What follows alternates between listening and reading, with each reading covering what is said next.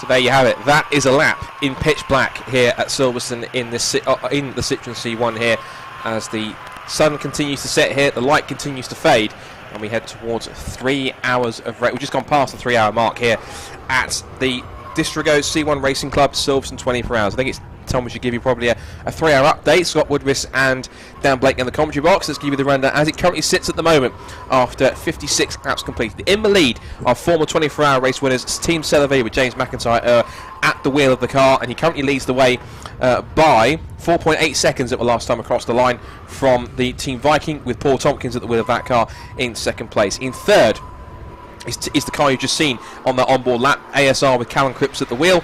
Fourth place for Eastgate Automotive Racing with James Poulton at the wheel of that car. In fifth position now is car number 367, which is PrepTech UK, and that currently has at the wheel of that car 367 Will Racing. In sixth position is MSAR Old Hat Motorsport. They start at the front row of the grid at the beginning of the race in car 321 with James Keepin at the wheel. Seventh place recently was well spotted by Dan Blake. A bit of a slow lap for the AB Motorsport squad as we see the 464 car in the pit lane. That is the car of 464 Racing.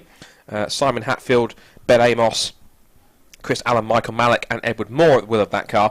Back to the top 10. 8th place now for what it is now. It's now up to 7th now is Circuit Pro Heartland as Stuart Simmons comes across the line with a much better one. So it looks as though I think that AB Motorsport had a moment somewhere on the previous lap just completed. With Tracker Motorsport in 9th place in car number 411. And that is being driven by James Wrigglesworth.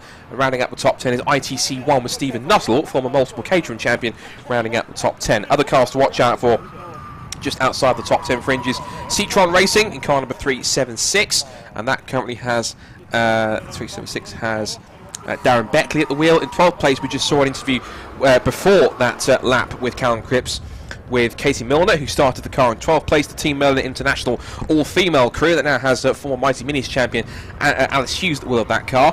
13th place now is number 449 Orange Motorsport.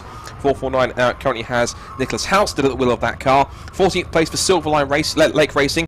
They were up as high as in battling for 3rd and 4th position at one stage, but now with 398, which currently has Michael Harris at the wheel of that car. 15th place now for 341 Majestic Motorsport with Spencer Fortag at the wheel.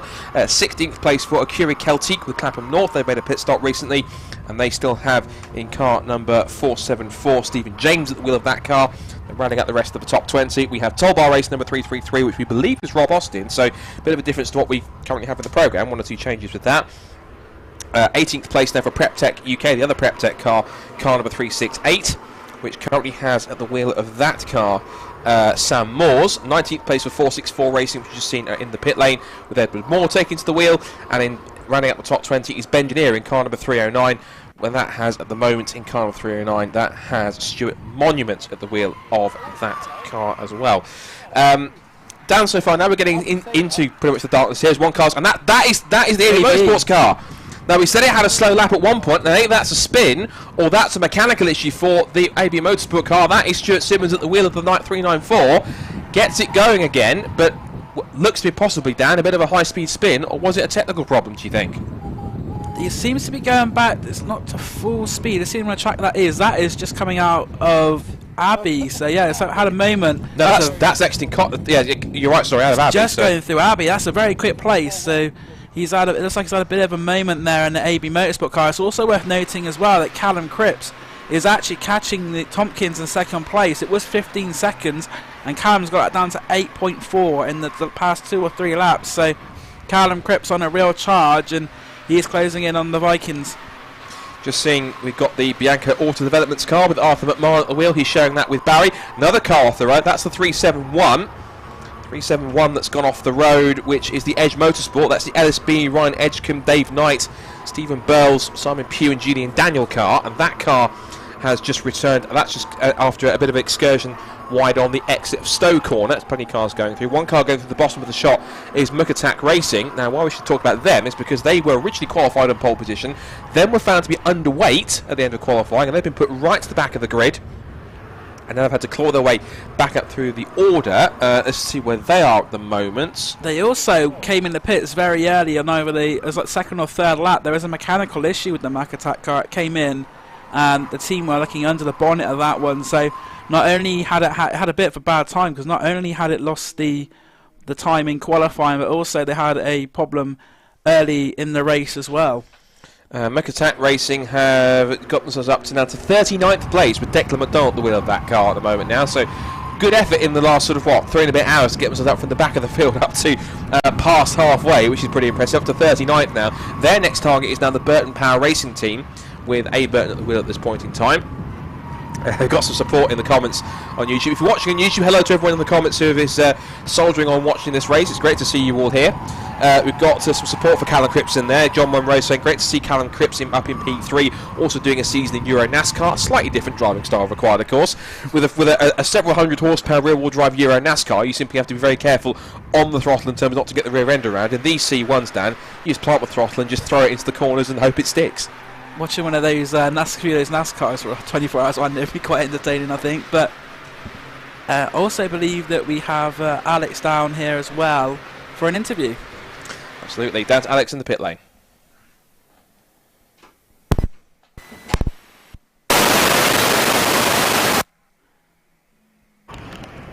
Starting to intensify in the pits. Just seeing the 464, looks like they had a tyre change as well as a fuel stop. Clayton Kingman, who's one of the runners here this weekend, has said that they've got a 3-lap penalty for assistance, but also we are finding that teams are starting to run a bit out of fuel now. These 35-litre tanks are being pushed quite literally to nigh on the fumes that are in the reserve on these tanks. So normally with the reserve you'll probably have about 2 to 3 litres of fuel along with the 35 that's currently the capacity of these tanks. So it's going to be tricky to see. It's going to be interesting what the strategies are. You know, the teams are refuelling. I've had some very good chats up and down the paddock here in the pit lane, trying to find out some information on Area Motorsport, who were battling with the 318 earlier on in the race, but you know, 364, they're still shoehorning the engine in at the minute, so hopefully they'll get back out on track. But there have been a few driver changes as well. The 464 was in the pits, so they've changed. It looks like the front tyres. So the front tyres are the ones that are being really, really pushed. Obviously front wheel drive, the steering input's going through that as well. So that's going to put a lot of strain on both on the actual main tread, because it's going to start scrubbing quite literally sideways as the sidewalls, when they're turning in and getting the understeer and the roll.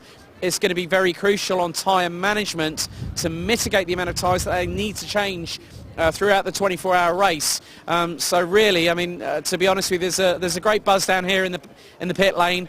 People are talking, having hot drinks. The weather is deteriorating. There is forecasts for more weather coming in. So really, guys, it's back up to you in the commentary box. I'm going to do some more hunting, see if I can catch up with a few people down here in the pit lane. Thanks, Alex. Yeah, it's good to see that even though the weather's getting damp, the spirits aren't dampening at all. Of course, still Scott Woodward and Dan Blake in the commentary box. Alex Goldsmith braving the cold and the weather down in the pit lane here at Silverstone for the Distrigo C1 Racing Club, Silverstone 24 hours. You can tell it's properly night time, because effectively all you can see is headlights and some of the distinctive coloured LEDs to try and differentiate some of the cars on the road. So really, it's a case of we just have to kind of go with whatever the cameras can pick up, and also as well with what the timing screen tells us in terms of the race so far. No one in the top 20 appears to be making a pit stop at the moment. We've got some more close-up action here out of the loop. We've got the 383, that's the Rusty Nail squad. But they had a problem stopping on the run down towards Stowe Corner, and now we're seeing a few more cars heading down through Woodcote Corner. One car running wide on the exit of, that is Maggots and Beckett. Couldn't quite tell who that was, but took a very wide and almost unorthodox line out of the exit of... we know you should use all the track on the exit of Chapel Corner, but I think that's taken out to a bit of an excess, Dan, isn't it? Yeah, and also with it getting a bit wet, I don't think you really will be getting on the grass or the ashtray. That could be quite slippy, and we've seen a few spins in the past few minutes, and it looks like the weather and the rain is getting a little bit worse there down on track. I know when I was down in pit lane, it ranged from a little bit of spitting to it's a lot more heavier. So the rains, the intensity of the rain seems to be going up and down a little bit. The weather not really staying stable here at Silverstone, but it's producing some great racing, but also it's testing the drivers, because conditions are worse and different on one lap than the next. As you see there, that camera shot, it looks like we are having some quite heavy rain at the moment. Yeah, the rain intensifying. I just did get a bit of images. A couple of the cars battling into Cops come over there going side by side. That's brave in these conditions with how dark it is at the moment. But I was given an image just now of a bit of an aerial shot of some weather coming in, and there was apparently there's quite a lot on the way. So if you think it's sort of adverse conditions now, we probably haven't seen the worst of it yet, which is rather nervous thing to say as they come through. We're coming up now to, what have we got left now? We've gone past now. We've gone up to 3 hours and 10 minutes currently running in the race at the moment. Shout out to Ben Short, Rebecca Langford of BS Motorsport. I'm sure they're keeping track of some of their fellow Mazda MX-5 competitors. I think I know that, correct me if I'm wrong, I think Ben's done this race at one point. I think I'm sure at one point, or he's at least considered having go at it. He's someone who's a veteran of MX-5 racing and also has raced in historic racing up until very recently in the wheel of an E-Type Jag, so he's certainly very versed. I'm sure if he hasn't done it already, I'm sure that giving this a go would certainly be a bit of a thrill for him. I'm sure that the likes of AB Motorsport will report back when he next appears at Cavill Park for the next rounds and probably just be waxing lyrical about how good the experience was. But this is the great thing about a race like this. We see a couple of cars heading into the pit lanes. That we talked about it at the beginning of the race briefly, but the fact that you've got so many different levels and different verses of experience in terms of club racing, because you've got drivers, as you said, that are ex-touring car drivers, former GT drivers, former like prototype racing championships that have gone as far as things like Le Mans, and they've raced things like the British Touring Car Championship, proper high-level stuff like Blancpain, British GT, all the way down some of the very best at various levels of club racing. It really is a championship where effectively it means, doesn't matter really to a certain extent what experience you've got, if you can pedal one of these quick enough, you can keep up with the best of them. And it even shows that some of the top teams, top drivers out there, yes, they're quick, but even teams like Area Motorsport we've seen, of course, they've got pedigree of people who are TCR drivers and you know, drivers who are high-level club racers and club-level champions. But if you hit strife, then effectively you have just as much luck as anyone else. Oh, exactly. There's all sorts of different levels. I've seen, when I was in the pit lane as well, I saw a lot of drivers with cars with novices crosses on the back as well. So drivers who are just starting their racing careers. A novice cross signifying that you've done less than 6 races in racing. So some drivers are taking, Brendan Lee for example, he's only done the 3 races in the Formula Ford. So there's a very varied range of drivers, from people, as you say, who've raced at the very top level like Marino Franchitti and the GT drivers, to people, as you say, like these novice drivers. There's also quite a large contingent of drivers I see from Castle Coombe circuit as well. So it's drivers from sort of all over the country, all different levels coming together to make this fantastic race and a memorable moment in British motorsport. It is, of course. We're making history this weekend. We keep on saying it, but it is one of, if not, I think it's at the moment unofficially the biggest grid we've ever seen in UK club motors, in UK motorsport as a whole, with 99 cars on the grid, which will take some doing. Because of course, I think it'll have to be quite a bit of information, quite a bit of a feat to try and beat that. I think we can see just a few people just watching the action, braving out the conditions. I think just in the BRDC grandstand outside the clubhouse. There's a few people from the clubhouse watching as it's brightly lit as it overlooks the complex off the Wellington Straight into Brooklands and Luffield, and then all the way through out of the final corner through Woodcote and onto the pit straight. A couple more cars heading to pit lane now. This is the beauty of endurance racing, just the lights dancing off into the distance as cars head in. And the thing is, the only real light that you get is into that complex, because look at the contrast of lighting there. There's obviously lighting from the BRDC clubhouse building, from the pit lane, etc. The other end of the circuit, right here down at Stowe Corner, you can see pretty much nothing. You can see nothing down there. The only thing you've got is the tail lights from the cars in front of you to go with, your headlights, and some of the LED lights on top of the cars as well. Apart from that, it is pitch black. You can see literally nothing. I was speaking to one of my friends who's driving a Daniel Perry, and he said there was one car out there, sort of a matte black car, and because of the colour of the car, certain parts of the circuit, he said the only reason you could see that there was a car there was because just the lights on the back, and other than that, they couldn't really see much. But also, I'm noticing Callum Cripps has now got the gap down to 4.2 seconds. It's a fantastic shot here as the cars head through the loop section with the sun setting here at Silverstone. A little bit of a sun, just a smudge of orange from the sun just creeping down on the edge of the horizon as we start to get down to the nitty-gritty of this race in the darkness. And of course you can see a bit of cloud cover above as the rain continues to steadily fall here at Silverstone. We're now 3 1/4 hours into this race. It's crazy in endurance race sometimes because it sometimes feels like longer, but of course we've only had 3 1/4 hours, so there's plenty more action still to go. Plenty more things can still happen, of course, in endurance racing. Someone can be leading at a canter and all of a sudden they hit massive problems, and just like that, the race can change, and the fortunes of somebody can be turned upside down within a matter of moments, depending if they've run out of fuel, have a mechanical problem, get into an incident with somebody else, whether it's someone for position or lapping a back marker. I know it's a cliche saying in terms of motorsport anything can happen, but that's especially true in endurance racing, because someone who could be way off the pace and have a big misfortune and drop way down the order, if you get a couple of good clean stints in and keep it on the track and keep your head whilst everyone else appears to be losing theirs, you can make incredible progress up through the order just by keeping it on the grey stuff. Oh, consistency in this sort of racing is crucial. As you say, there's all sorts of things go wrong. We wouldn't want any team to have a Toyota moment like Le Mans a few years ago. That just shows, though, what endurance racing's like. It literally could come down to the last lap here at Silverstone, and I think that's the beauty of it, that we won't know sort of the true complexion of what's going to happen in this race until that checker flag comes down. But Callum Cripps, as I say, is on the charge to get down to 2.7 seconds between Viking and ASR. So second place could be changing in the next few laps, I think, because Callum has reeled him in quite nicely in the past few laps. I don't think my heart could take a Toyota 2017 Le Mans style finish, because that would just be, and that would be such heartbreak for somebody, particularly if it's somebody on the lead lap, as we see some more fantastic night shots here of the cars charging their way down the International Wing Complex pit straight, and again down the other end where we're situated just on the what's called the Heritage pits, where the national pits are, the brightly lit pits and the spotlights which illuminate the inside of the run down towards Copse Corner. But as we said, as soon as they leave the sanctuary of the lights of the pit lane, they head off into darkness, and they won't see any more lights again until they come back down towards Brooklands where the club passes. There's a further idea of exactly how dark it is as the sun continues to go down. It continues to get darker and darker, and eventually all you'll be able to see is just black, and then whatever you'll see, anything you'll be able to see will just be illuminated by the lights and by the LEDs on top. A lot of the teams put LEDs on top of their cars to try and identify and differentiate them from other cars. So there are some that do put them on, some that don't, but some that do put them on use them as a way to identify where their car is. So they might put them on underneath the car, might put them as, you see, strips on top of the roof, on the bonnet, on the boot lid, on the bumpers, and they'll have different colours depending on what they might do. As a couple I've seen, one has wrapped some LEDs around the aerial, but there's another team that's actually wrapped them in the shape of a Citroen like double arrow, which is great because it means you've got an illuminated front badge, which I think is a very novel way of doing that.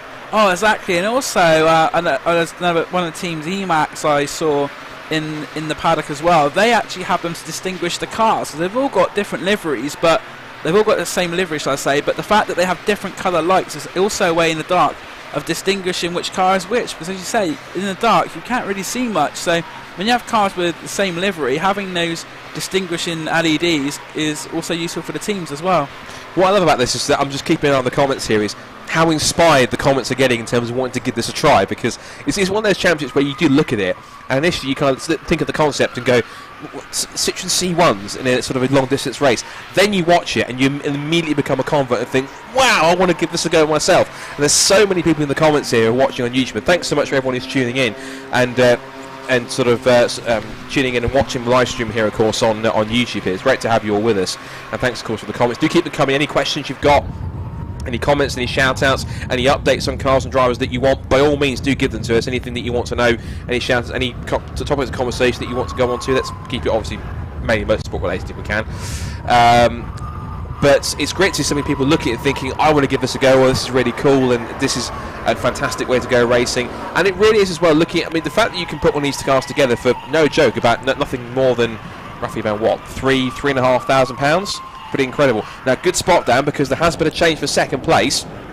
You were talking about the fact that Callum Cripps was closing down Team Viking rather nicely. Well, it has just happened. Callum Cripps has passed Team Viking. Paul Tompkins has succumbed and capitulated to allow Callum Cripps through, and Team ASR now down up into second place. Now the next target is, well, the next target was to try and catch it up with Team Celavi, who now currently lead the way at the moment by 19.6 seconds, almost 20 seconds on the road. But lap time wise, last time by it was 3 minutes 7.1 for Callum Cripps, 3 minutes 6.2 James McIntyre. So the question now is, can Cripps find the extra grip in these adverse conditions, start to close down the gap to the leader and try and get himself in the top spot before he comes in for his next pit stop. That would be a great race to watch, but McIntyre has been very quick on this stint. He's actually pulled out over Callum Cripps about 5 seconds in the last half hour or so. So McIntyre, you might recognise of having the Grim Reaper BMW in the Kumo series. That car extremely rapid, I can tell you.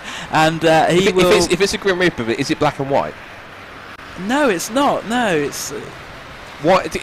I'm intrigued actually. What is it that makes it the Grim Reaper BMW? It's the Green Reaper, G-R-E-E-M. Oh, Green Reaper. So I'm guessing it's sort of like a play on words, I think. So I'm guessing obviously it's green. It's white and green, I believe. Yeah, right. It was white. A couple of years ago, I saw that one racing, and because I remember him competing. I think, and that's another drive I'm thinking of, where I'm sure it was some kind of a BMW M3 which was white with almost like Braun GP sort of fluorescent yellow marks. So I'm thinking of a different BMW maybe. Potentially, I also think that McIntyre was racing in the Ginetta GT5 Challenge as well at Alton Park last weekend. I remember seeing that car, that driver being in the race. So all sorts of different things from Ginettas to BMWs raced, and now in the C1s. So just shows that he jumps in anything really, front wheel drive, rear wheel drive, and he could be quick in it as well. Just a quick word from a question from Drift and Drive on YouTube. What's the gap between Areas and Area Motorsport and the person in front? The person in front of them is in 95th position, because if those who don't know Area Motorsport, they were up there with battling with the lead with the man in second place, which was the if I have to scroll back up for a second to double check who that was, Eastgate Automotive Racing, which currently sits fourth with James Poulton at the wheel. Then they had a roll, I think with Rob Baker at the wheel of the car. They brought the car back into the pit lane, got it repaired and got it back out again. It doesn't have a rear windscreen, which make it a bit chilly, I'm sure, at the back of that car. Now has TCR UK ace Carl Swift at the wheel now. Currently starting 96th. But to get to the point and answer the question, the next car in front of them is a 312 Advantech endurance racing car with Watley at the wheel of that car, but they are 4 laps adrift, so they've got to try and make their way up. But Daily Car Media predicts that, looking at the times of Carl Swift and Area Motorsport, I predict that if they keep going, they can get into the top 20. Great racing so far. His last lap of 3:06.231, and that's on leader pace. That is actually, as you say, and the last lap for Advantech endurance racing was a 3:24.9. So that's a full 18 seconds quicker a lap, which is quite phenomenal when you think about it. Effectively, so in 10 laps, they can. Well, it's going to take them 40 laps to get themselves back in front of them, provided that Advantech get a problem. Because if it's about 3 minutes a lap or so, so you've roughly about 40 laps to get them. Yeah, so 10 laps is half an hour. So it's going to take them about 2 hours to get themselves up, or to try, or roughly about that way. I know what I'm trying to mean. Even I'm trying to say if it's there. David Weston says, "Dan, please stay on the commentary for the rest of the race." So that's a compliment. That's good. Yeah, and also, and Dan, of course, you're quite well versed in being in this position, of course, because you're someone who races yourself. You've raced before in the Hyundai Coupe Cup. You also currently race an MX-5 in the Fight Club Championship. You've raced at a track attack level as well. So Burkitt 6 hours as well. Burkitt 6 hours. Yeah. Endurance race here at Silverstone. So you know what it's like to race, maybe not in the dark, but race long distance on the Grand Prix circuit. So, I mean, from your point of view in terms of racing on this circuit, in particular, cause I think it was quite wet when you did it last year as well. Yeah. How for those who don't know, obviously you in a rear-wheel drive Mazda MX-5. I did the Burkitt in the Hyundai. Oh, the Hyundai. Yeah. So you in a front-wheel drive car. So might be a bit apt then. Into the wet conditions in a front-wheel drive car, not too dissimilar to one of these C1s. How tricky is it out there to keep the car on the road, given what's happening, but given the fact that when a front-wheel drive car slides, it's got an incredibly light rear end. So how tricky is it if if you do lose the car, to bring it back around again to keep it on the road when conditions are so slippery and adverse as they can be? I think with the Hyundai, the fact that it was quite a heavier front-wheel drive car actually helped, because the back end did come out quite a bit, but you just had to plant the throttle and get it back round again, and it was a very tricky race. But what I found with the front-wheel drive is that we were a lot quicker than some of the rear-wheel drive cars, such as some of the Ginetta G40s and things like that, just purely because of it being sort of a front-wheel drive car. It seems that it's better to have a front-wheel drive car than a rear-wheel drive car in this sort of weather, and it was a great experience. And the Silverstone GP circuit, it really is a fantastic track, and there's just so many some of the corners going through Stowe. There's even the new complex sort of village and the loop and going through there. It's quite a technical track. On paper, it might look it's mostly straights and quite simple, but the corners, like going through club and things like that, break down the brakes. Oh, there's a car having a spin there, and that is a big moment there for one of the cars. There's 3 or 4 just trying to go around the outside to avoid him, and that is a big moment there. The car is still in the middle of the track, Scott. Now, of course, with the lights basically facing the camera, we can't exactly yet tell who it is that's had the spin. I think we've got a quite good, maybe we can try and zoom in a little bit and try and catch possibly the, it looks like 365 maybe. Oh, 366 I think it could be as well, who's had the spin. So they carry on, they go past the pits. Can we get a glimpse of the number? 366. 366, so it is 366. So 366, to confirm that, is Welsh Motorsports. That was the car of Welsh Motorsport, which, even though it's got different drivers than it was in the programme, so 366, that is actually, because Rob Austin is now Austin a different car apparently, that's the Jay Shepherd, Stephen Walton, Edward Worthington, Greg Evans car that's had a spin. And they're currently sat at the moment in car number 366. Where are their moments? Dalton just gone past them in the 70s. 71st at the moment, 71st position at the moment. What's interesting here is actually Area Motorsport, which I'm presuming is probably Rob Baker, I'm guessing, has actually popped into the comments to actually give us a clarification on exactly what happened to the car, because everyone was wondering what exactly happened to the what the car was battling for the race lead. And he has currently said, for those wondering what happened to us, car 468 ran wide at turn 1. So car 468, where is car 468? Oh, it would be in the programme, of course, wouldn't it? 468 was Manpower Motorsports. That was the James Manning, Paul Manning, Andrew Godfrey and Stu Lane. So that was whilst he was lapping somebody, by the looks of things. Ran wide at turn 1 and rejoined, hit them in the quarter, and that's what rolled them. So that's what caused it. So there was a roll, and they then managed to get it back out, of course, with, as we said, Carl Swift at the wheel of that car as well. Got, just going to go back to the full comments on YouTube here, because John Monroe's just sent a very kind message saying, hi, hey Scott and Dan, loving the coverage. It says, as both of you are sim racing fans, and I'll bring up the live stream here so that I can find his comment in the live stream here properly. As both of you sim racing fans, thoughts on seeing the likes of Brendan Lee giving it a go in real life and doing really well so far? Now, of course, Dan, you're in some ways similar to Brendan Lee, because you've done that. You've made a transition from sim racing into real racing. We now see someone like Brendan Lee who's made the switch from he'll still be doing F1 esports, but he's now moved up into, as we've talked about, National Formula 4 to single seaters. He's here this weekend in the C1 car, in the esports car that's somewhere down the bottom of the field, but still soldiering his way on.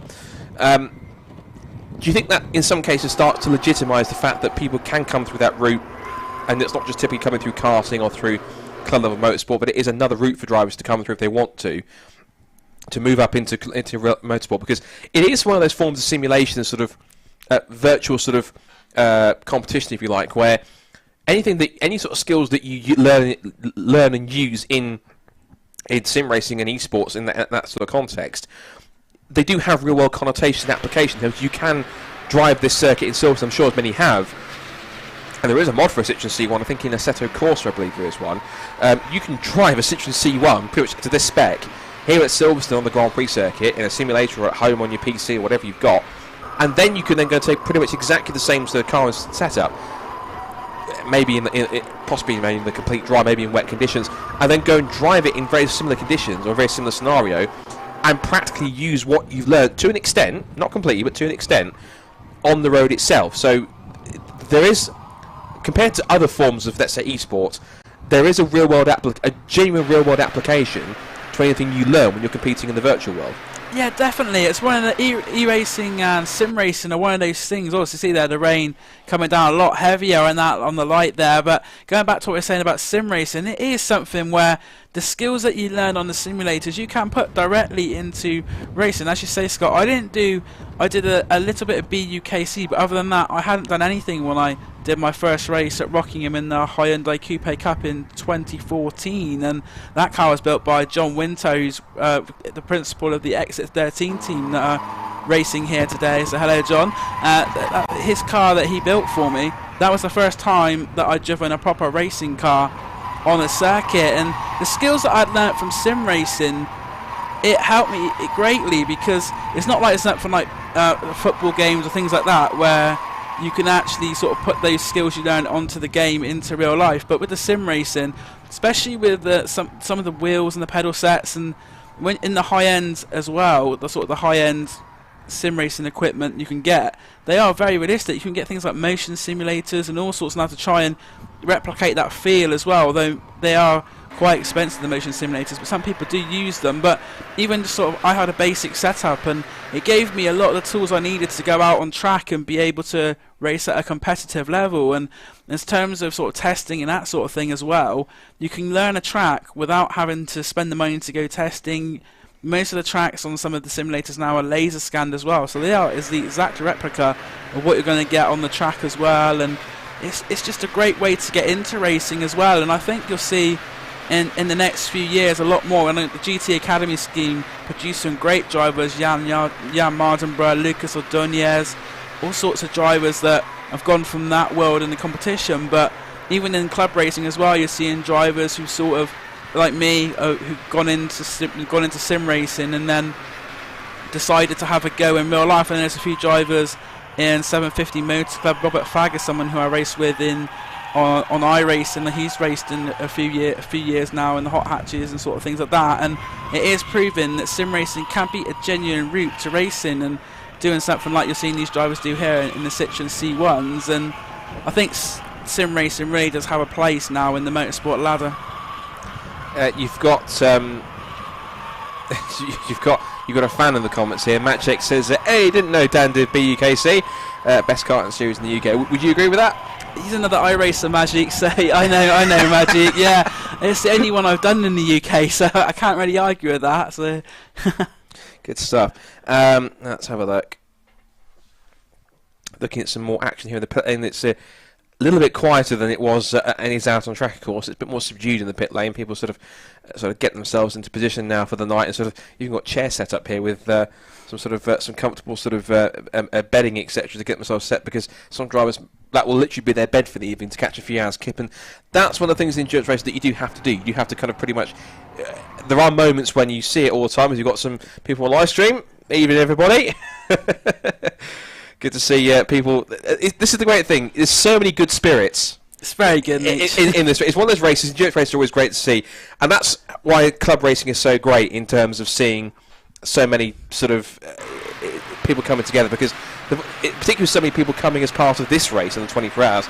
Obviously, they're all here for one particular reason. That is just to go racing and have fun and enjoy themselves, and that is exactly what they're doing here.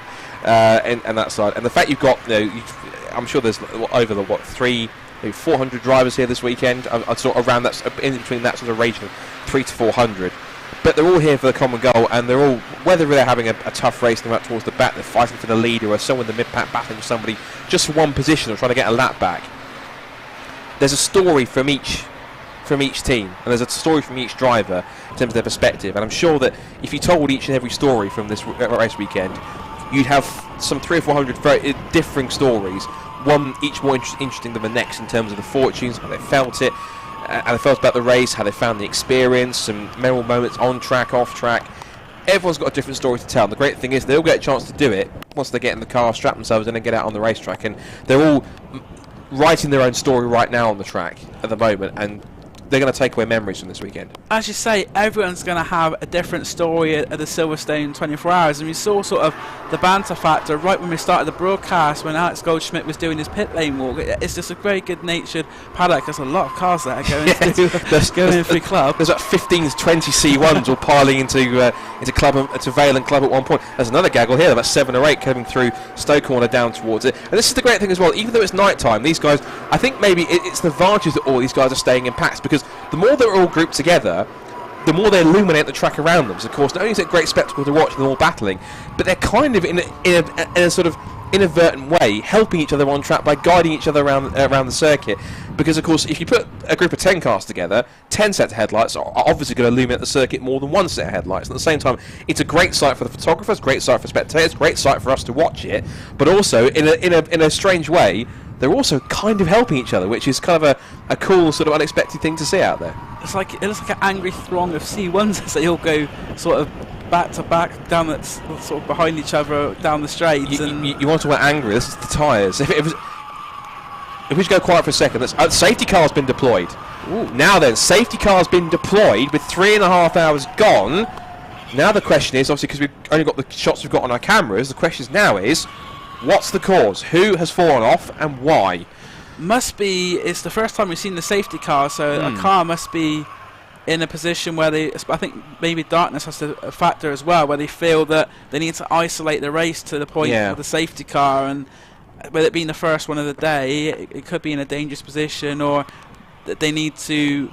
I think I did see somewhere in the regs them saying that with the live snatch that during the darkness hours they may put it under safety car, but be interesting to see if we can see it. But as you say, that is our first safety car of the race. So there we go then, safety car deployed for the first time here at Silverstone for the Citroen C1 Racing Club 24-hour challenge here on the Grand Prix circuit.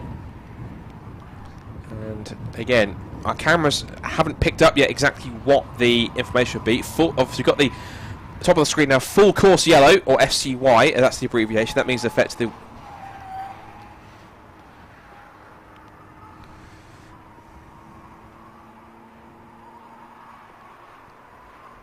okay, excellent. So we've got the safety car graphic on the screen in terms of, I think, by the graphics that come up via TSL timing, but the full course yellow is there to kind of pretty much give us effectively represent the safety car being out there, of course. So we see the car's going to form up behind it. The thing is, what they'll do is that I'm sure initially what they'll do is they'll simply form up in order they are on track. So we've got the 468 in the pit lane. The 468 is Manpower Motorsport. That's actually the team that actually had the incident with Area Motorsport that saw them roll. They're going into the garage as well, so that wasn't a standard service. But if, depending on what sort of their field strategy is and where they sort of are in a stint, under the safety car might be a perfect opportunity for some cars to come in the pits, take service, take fuel, and they won't lose as much time as they would behind a full safety car. But as you say, our first safety car at the race, and it has come with about just over 3.5 hours, and that 468 car there, the driver is out of it,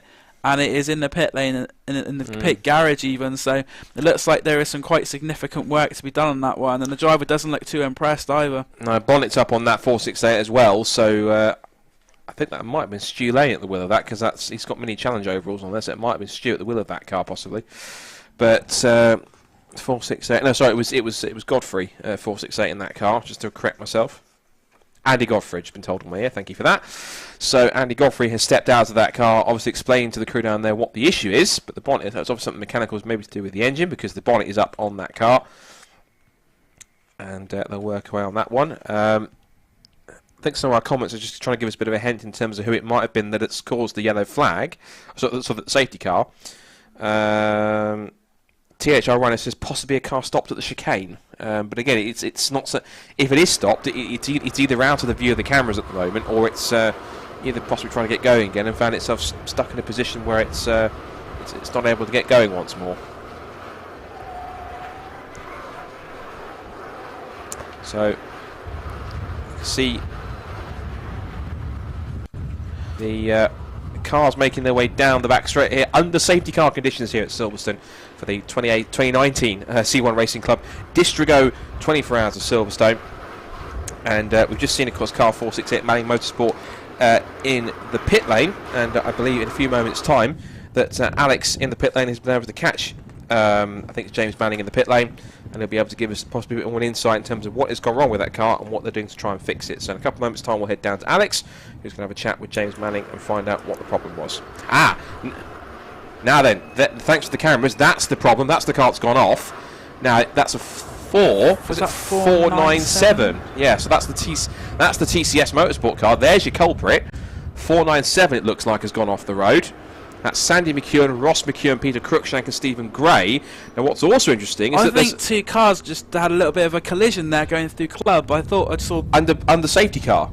Well, something's happened because the cars are all closed up and stopped up at the chicane, which I haven't seen before under safety car conditions, which is interesting. So yeah, I think there was one of the cars just got into the back of another one. I don't know if that spun it around, and as a result he's had to wait for it to go back on track, but it did like that there was a small little bit of contact there between cars behind the safety car that are going through Club.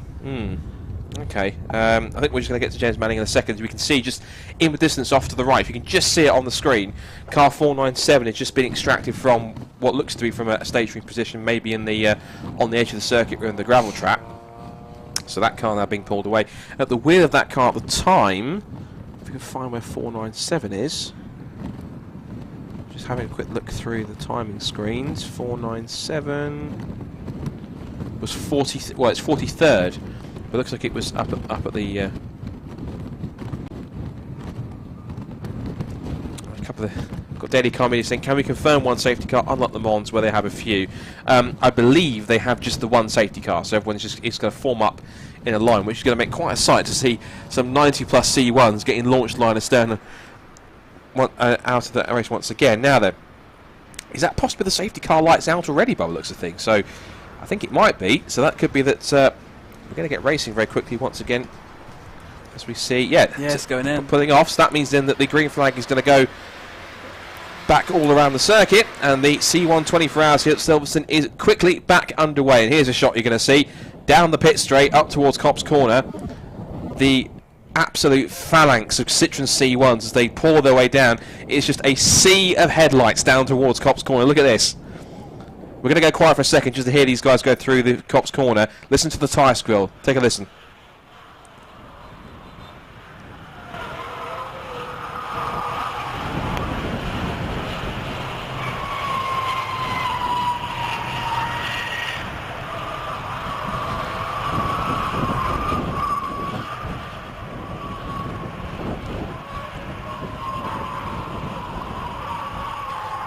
Callum Cripps has come into the pits as well, Scott. I've got the symbol there as well to say that the second place car of Callum has come into the pits. So I think they might have thought maybe the safety car would stay out an extra lap over that, or they had to come in for fuel or some other reason. But the second place car there, the ASR car of Callum Cripps, has come into the pits.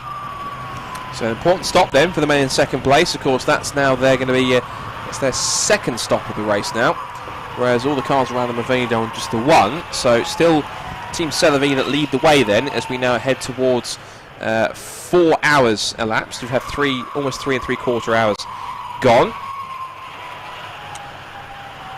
Another car that seems to have lost a lot of places is the MSAR Old Hat car. That car was running 6th, 7th with Castle Coombe stalwart James Keeping behind the wheel, but it's now dropped down into 11th place. So looks like that car has lost a little bit of time, but they're doing extremely well. That team, as I say, has James Keeping, and also another stalwart of the Castle Coombe Saloons, Tony Hutchins, in his Audi TT. And also we have a car into the pits now. It's the number 358.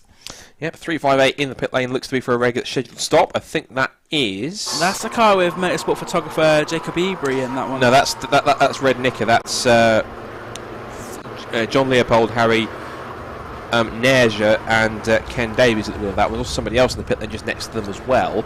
So a couple of regular scheduled stops here at the moment. The rain's coming down a lot harder as well. You can see on that camera in the pits that it is coming down a bit more than it was earlier. So it's getting more treacherous. The Team Rockium cars in the pit lane, 390s in the pit lane. So I can also see one of the GMP Development Stand Up for Cancer cars also in the pit lane, which there were 2 of them in the field. So here you go. There's actually, I think, just been an active tyre change, I think. So it's one of the first on-camera tyre change I think we've just seen, or seen the end of at least, as the field pours its way down the back straight, past the International Wing Complex, down the pits, and up towards Abbey Corner, line astern one after the other.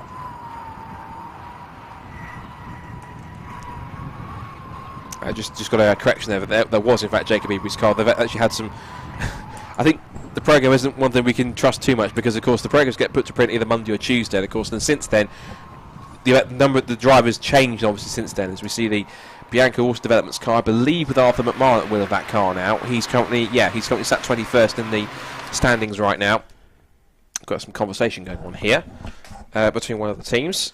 just tell them exactly where. It's just giving a lowdown of the conditions. What we were talking about earlier, just to make sure that the only information that you can really get from out there is from the driver, and the time that you get from when the car comes in to when it goes out. The only info you've got is literally from what the driver understands, and what the driver sees, and what the driver feels in the car before he goes back out again. So all he can do is basically just talk to him, give him feedback on what the tyres are like, how the car's handling, the feeling of the suspension, the brakes, how it's coping with the conditions, if there are any particular areas that give quite a bit of grip, any areas that are quite slippery. So all these key things here, of course, and they have to feed these back, of course, to the mechanics. So if there is a problem, they simply just go back and fix whatever issues the car has in order to get it back into the race. So just ticking over now to 3 hours 45 minutes completed in the C1 24-hour race here at Silverstone. I'll just give you a quick rundown of who is where at the moment. The ASR car looks to be going back out very shortly because it has gone back out now. It now has a change of driver. Scott Jasper at the wheel now, so Callum Cripps has done that. Hopefully, our man on the ground, Alex Goldschmidt, might be able to go and grab a possible word with Callum to see how he's been handling that first stint as the tyre change goes on. Now then, I know a couple of people were asking about how many times sort of cars going to need to change tyres. We've also got the Rusty Nails Racing Squad also making a stop as well. We see all the drivers sat in the car rather patiently waiting to go. So obviously probably going to be a double stint for that driver without him getting out. But we are now getting to that point where in these pit stops here, I think it's been now, 2 stints now where they've been starting to change the tyres. So that just gives you a bit of an idea in terms of how long. So it looks as though, depending on conditions and also how hard they're driving, I'm guessing at this rate then, we're probably going to get to, roughly 4 or 5 tyre changes in the entire race, in terms of, at least on the fronts, because I don't know how many times they're going to change the rears, because all the work, all the steering, the braking, the acceleration, all happens pretty much all through the front wheels, so they're going to take most of the torture. But in terms of changing tyres, I'd imagine there'd probably be at least 4, if not 5, tyre stops for these guys out there. Yeah, when I was in the Amigo pits, I was in the Amigo garage earlier, there was a massive mountain of tyres, so they're banking on, I think, there being quite a few tyre changes in this race, and as you say, the tyres, the front wheel drive, it will be the front ones which are mostly affected by this. As you see that they're screeching, they are doing a lot of work, these tyres, and they are very small. Oh, there's a car there going very wide, going through Stowe, but the tyres, they're sort of very thin and narrow. The wheels and the tyres for the championship, they do a lot of work, and it's understandable that they have to make quite a few tyre changes, and the racing is just as fierce and frantic as it was at the start, and the safety car sort of brought the field back together again, and this is exciting stuff. The tyres that they run are effectively, in many cases, I guess, a rather durable, like high performance Nankang road tyre, really, because it's a tyre that has to be permitted by Motorsport UK's. Someone made a dive up the inside into Abbey Corner and thought, oh, not going to happen. 3 abreast behind them into Abbey Corner. Even in the darkness, they're not short of guts, shall we say, to make a move up the inside line. Sending it. So. Now going back out is number 358, having completed its pit stop. I think including a driver, if not a driver change. Yes, there was a driver change, but also a tyre change as well, or wheel change. And again, that sort of system there. They stop at that block, so I explained it earlier on, but for those who are unsure, the reason why they stop there and wait for the green light is because there's a system which actually helps us here on the timing screens. If you want to check out the timing, all you need to do is go to tsl-timing.com and scroll down to where which shows you the C1 24 hours. It should give you a circuit graphic to identify it with the Silverstone Grand Prix circuit. And head on to live time, because what it will give you is there's a system which they run, which gives you where all the drivers have to wear, particularly like almost like little sort of transponder wristbands. And what they do is they go up into the pit lane whenever there's a driver change. They go up into the pit lane, they stop, and they have to put their arm up in order for the wristband to give a signal to basically sort of kind of a transponder at the end of the pit lane. It's like a big sort of transponder, sort of like a square or a screen of some kind. They hold it up. Once they've got that, then they'll be able to get out there and it switches the correct driver. Now there's a car I wouldn't want to be in these conditions, because of course the 416, which is the C1 USA team, of course it had a roll earlier on, and bless them, they've had to run this race now, particularly with the rain coming down, with no front windscreen and no rear window. Basically, well, the rear window is a boot lid, because the entire boot lid is made of it's one piece of glass. So the rear window / boot lid is broke. It's been broken. it has to take the front windscreen out, and now it's pouring down with rain in the middle of the night, which is going to be cold and very wet, and I'm sure that there are going to be a few drivers that are probably weren't going to be... there's an example there. So that whole boot lid area, that was one piece of glass, but that's now shattered, so unfortunately they've had to take that out, and so it's not short of ventilation, but it's awfully cold, I'm sure, and awfully wet for the driver, I'd imagine. They're going to appreciate the heater in the garage, I think, when they find their stint. Definitely. Either that or the hotel later on tonight, if they've got one. There's also been some work that's been done to the rear windows. You can see it's been sort of taped up to make sure it was going on. Some people are asking about lap times. Let's have a look. Well, because it's now wet, the fastest laps we saw when it was completely dry at the start of the race, the fastest lap we've seen so far is a 3 minutes 2.826 for the race leaders, which is Team Celavi with James McIntyre at the wheel of that. Has got another 3 wide situation to drive. You can one more cars going 3 abreast. And here's a nice busy part of the circuit down at Stowe Van and Club. It's great to see. If you look at the top of the shot, just the C1s, just the tops of the C1s, just sort of gliding behind the barrier with just little sort of coloured LED lights. It's a fantastic spectacle, and there's a great situation I had before, because this is kind of like a spiritual successor to the 2CV challenge, 2CV endurance races. There was a great spectacle I saw. It was about 2 o'clock in the morning at Snetterton, and I went down to the chicane, to the Murray chicane, and watching the cars down there at 2 o'clock in the morning. It was pitch black, and just seeing pairs of headlights dancing in the darkness and the chug of the engines. It was a mesmerising sight. And the thing is, watching endurance racing at night is one of those beautiful parts of motorsport. Look at this; it's a great sight. The lights, the LEDs, the sound of the engines, the sound of the tyre screeching through. It is a fantastic sight, and it's one of those things where, yes, it's club level endurance racing, but it's not anything you have to try and experience as a driver, but also as a spectator. Regardless of the weather, regardless of the rain, of the conditions, of the temperature, it's an experience where, particularly if you're a photographer, someone who just loves motorsport, to get out there and experience some of the best things of it. It's one of those wonderful, simple pleasures in life as a motorsport fan, isn't it? It's motorsport at its purest form, pretty much. It's endurance racing. It's not costing a lot to be involved in as a driver. It's low budget. It's got the buzz of a 24-hour race. It is a 24-hour race, and it's pure motorsport. It's something where the drivers are enjoying it, the fans are enjoying it, the people that have turned out today. It's just a fantastic experience and a fantastic event. And I think, as you said earlier, everyone's going to come out of here with their own story of their Citroen C1 24 hours. In terms of the lap times, they're not actually that much slower. It's about 3 or 4 seconds a lap difference between the times they were doing earlier and times now. And the leaders did a 3:02.8 earlier. It's up to a 3:04.6, but across the field, it's sort of a 4 or 5 second spread. So the lap times aren't as bad as. They're not going up that much, but there is definitely an increase in times because of the conditions. It's getting to that greasy stage, I think, now, where it's not fully wet, but it's damp, and that can be worse than it being fully dry or fully wet, because with the dampness and greasiness, you're just not quite sure lap on lap what it's going to be like. So I think the conditions are sort of getting towards that little greasy stage, and they have to be a bit careful, because that's when mistakes can happen when the track's in that condition, especially in the dark. Yeah, you can still see, if you can just see very carefully, just if you're looking now on the lights, just on the little lights on the top of the gantry, which you can see through the actual the lights shining through. You could see how hard the rain was coming down in terms of still falling. It's actually very impressive that the lap times that James McIntyre that's currently just done, at 3 minutes 4.6, that's only about 2 seconds off what he did in the dry, thereabouts. And that fastest lap was set at roughly about 8:20 in the evening, so that was only about and that's about an hour ago, and that's just definitely how different it's been.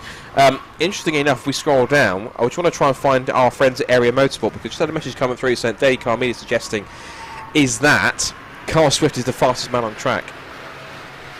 Now, of course, we saw earlier on problems for Manning Motorsport, and I believe down in the pit lane, to give us a bit more information on what exactly is happening to that car, Alex is now going to be having a chat with Andrew Godfrey, one of the men who brought the car in, to give us a bit more information on what happened. The car had the bonnet up, so hopefully we'll be able to transition down to Alex, having a chat with Alan to give us a bit more information on exactly what happened in the pit lane.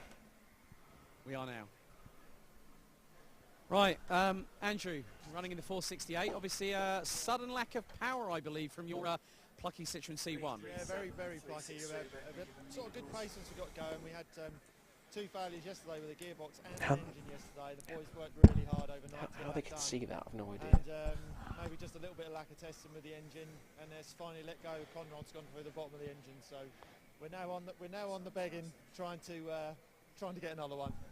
We're not finished yet. You're not finished yet. So I mean, we're now at 25 to 9 local time here in the UK, but still plenty of this race about.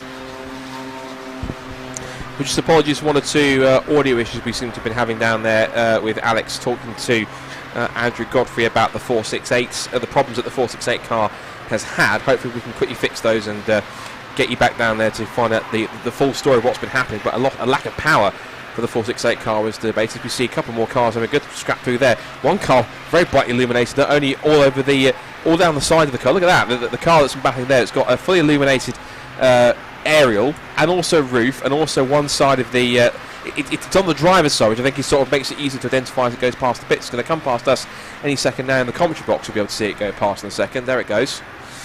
And we should be able to go back down to Alex, who's to back down with Andrew. So let's see if we can find out the true cause of what was happening with the 468. Alex, back down to you.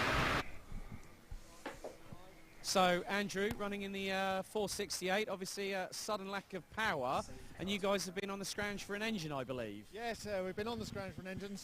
Luckily, we've got a nice donator that's gave us an engine, and we're about to put that in, and we should be able to do that in about 2 hours. So hopefully by about 11:30 we'll be back out.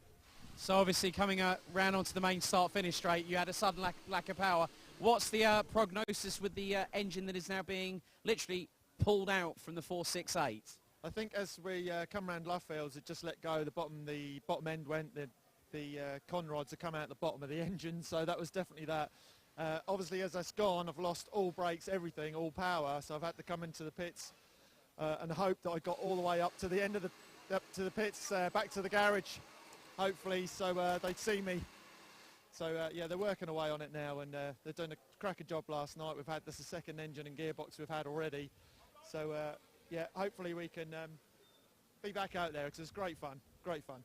Andrew, all the very best of luck for the remainder of the race. Thanks for talking. Alex, thank you. Well, as you can see, the 392 has just parked in. Looked to be a little bit of rubbing, I heard, on the front right. You can see this had a little bit of attrition.